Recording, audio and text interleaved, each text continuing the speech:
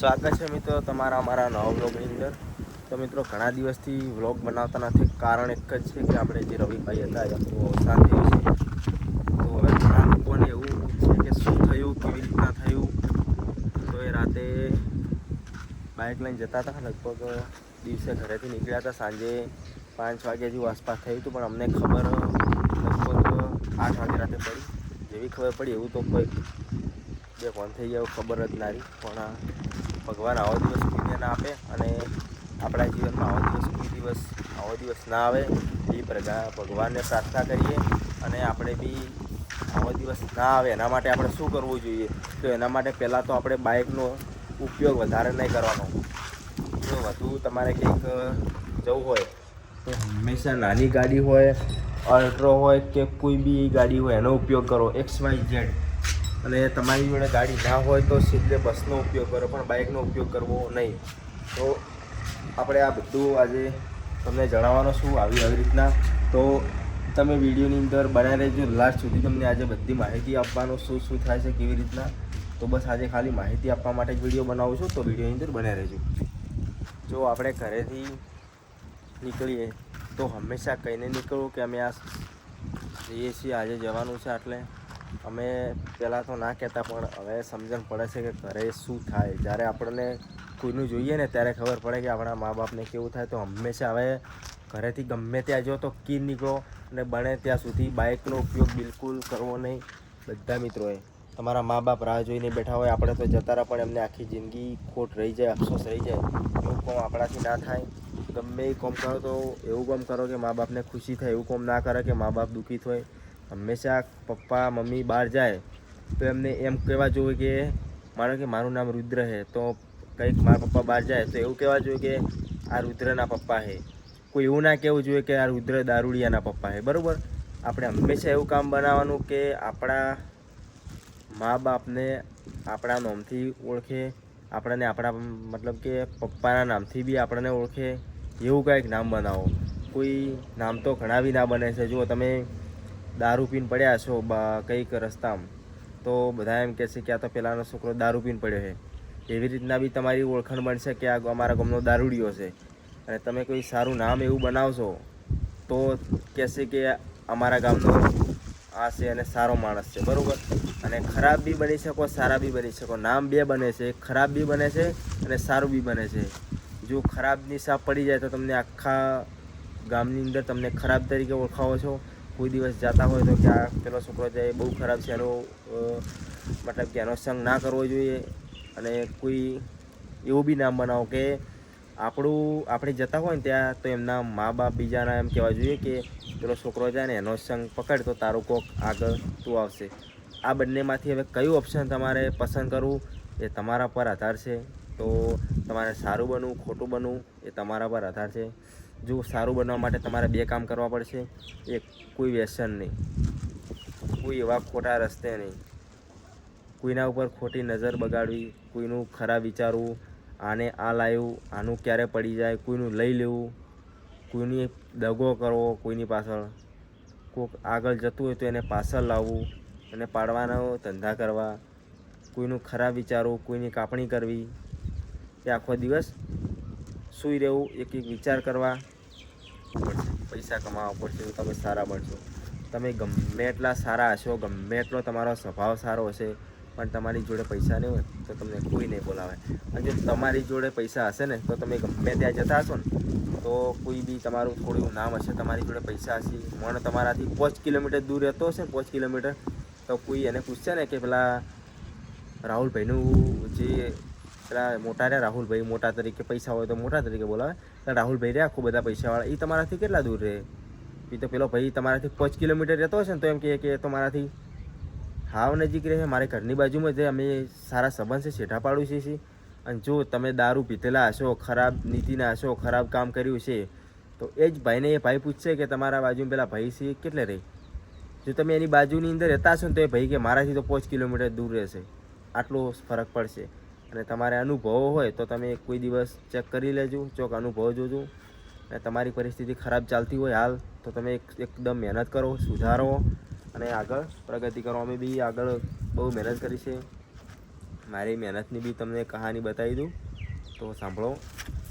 જ્યારે અમે ભણવા જતા, હું 5મામાં આવ્યો ત્યારે અમારા પપ્પા તો નાનપણથી એમનો ધંધો હતો કે જે બરફ વેચતા, જે સાયકલ પર પપ્પા રૂપિયો 2 રૂપિયાના એવા ત્યાર તો મળતા. અને ખાસ કે ત્યાર તો 150 રૂપિયાનો બરફ બેસે તો 50 રૂપિયા વધે, ત્યાર તો ઘણું 2 રૂપિયા કિલો ખોડ ને મરચું ખાસું બધું આવતું. 10 રૂપિયા હોય તો ઘણું થઈ રહ્યું ત્યારે. અને અત્યારે તો 150 કમાતા, એની જગ્યાએ 1500 કમાઈએ તો સાંજે કોઈ નહીં. એટલે સમયની વાત છે. પપ્પાએ બહુ બધા ધંધા કર્યા, લગભગ મને યાદ છે ને ત્યાં સુધી તો મેં પપ્પાની મારી નજરે જોયા છે. તો એક તો પપ્પાએ બરફ વેચ્યો, અને ભાઈ પપ્પાએ રિસ્કા હતી. તો પપ્પાએ બરફની અંદર તો શું એમ કે ભોગવ્યું મને નહીં ખબર, પણ રિસ્કાની અંદર મને ખબર છે કે પપ્પાએ આટલું ભોગવ્યું. અમારે તાર અમુક રિસ્કા સેલવાળી એવી ના હોતી, કીકવાળી હોતી. તો પપ્પા જ્યારે રિસ્કા ચલાવતા ને ત્યારે થોડો અનુભવ છે. પપ્પા વિડીયો જોવે મારો તો પપ્પા કોમેન્ટ કરશે, જો પેલે કેરુશન હોય ને એ વળી ડાબડીમાં પકડે ને તો રેડન તો ચાલુ થાય.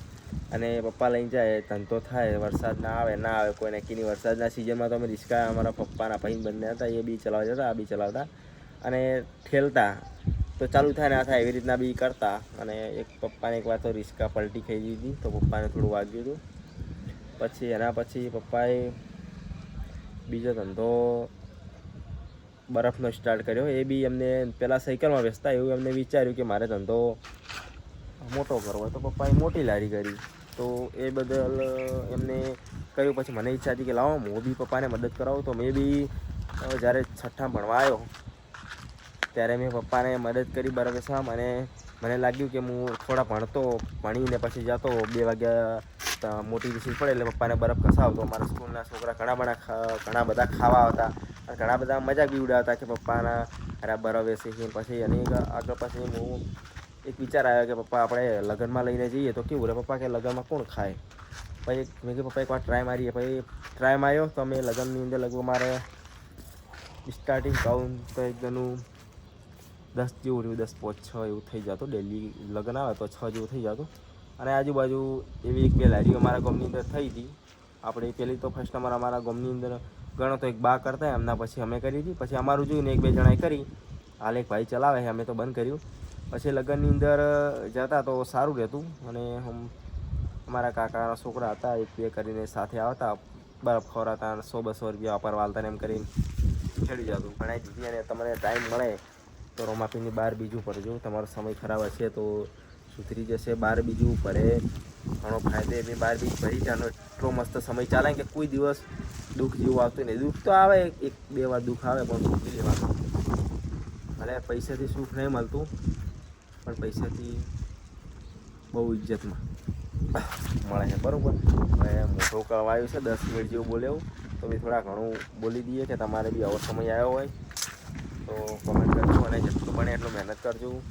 કોઈ દિવસ એવું કામ ના કરતા કે આપણા લીધે આપણા મા બાપને કોઈના પગમાં પડવું પડે. કોઈને એવું કહેવું જોઈએ કે મારા છોકરાને છોડાવો, મારો છોકરો આવી જગ્યાએ જતો રહ્યો. કોઈ દિવસ કોઈના પર નજર ના બગાડી કે કોઈનું કોઈ ખોટું કરવું નહીં. આપણે આપણી જિંદગીમાં સારી રીતે રહેવું તો બધું મળશે. લાડી મળશે, ગાડી મળશે, બધું મળશે. એવું કોઈ નહીં કે દુનિયામાં ના મળે, પણ સારા રહેવું તો તમે ગમે એટલા બહારથી સારા દેખાતા છે, પણ જો મોંથી ખરાબ હશો ને તો કોઈ દિવસ નહીં મળે. અને અમુક લોકો નહીં કહેતા કે સમસમાં તમને બધું મળશે જો તમે સારા હશો, તો ખરાબ હશો તો કોઈ દિવસ નહીં મળે. એટલે હંમેશા મહેનત કરતા રહો, થોડા ઘણી સેવા કરો. આપણે આ જે યુટ્યુબમાંથી પગાર આવવાનો છે, આ ફેર આપણે યુટ્યુબનો લગભગ 27,000 રૂપિયા પગાર છે. તો એ પગારનું શું કરવું પહેલાં એ કોમેન્ટ કરજો. લગભગ હું 5,000થી વધુ તો સેવામાં આપવાનો છું. 20,000 રૂપિયા પપ્પાને આપવાનો છું, કેમ કે પહેલાં આપણી કમાણી તો મમ્મી પપ્પા છે. એટલે 20,000 રૂપિયા 24-25 તારીખે પપ્પાને આપવાના છે. એ બી તમને વિડીયો બતાવશું વિડીયોની અંદર. તો વિડીયોની અંદર જોજો આખો. એ જે પપ્પાને પૈસા આપવું અને થોડી ઘણી સેવા કરશું. તમે સપોર્ટ કર્યો છે બધું તમારો ખૂબ ખૂબ આભાર. અને હાલ અમારે રવિભાઈનું મોત થયું છે એટલે થોડા દિવસ વ્લોગ નહીં આવે. તો તમે આ વ્લોગની અંદર અમને સપોર્ટ કરો એવી શુભેચ્છાઓ. ખૂબ ખૂબ આભાર કે તમે અમને આટલો સપોર્ટ કર્યો. અને આ 27,000 આવક છે એ મારા મમ્મી પપ્પાને આપવાનો છું.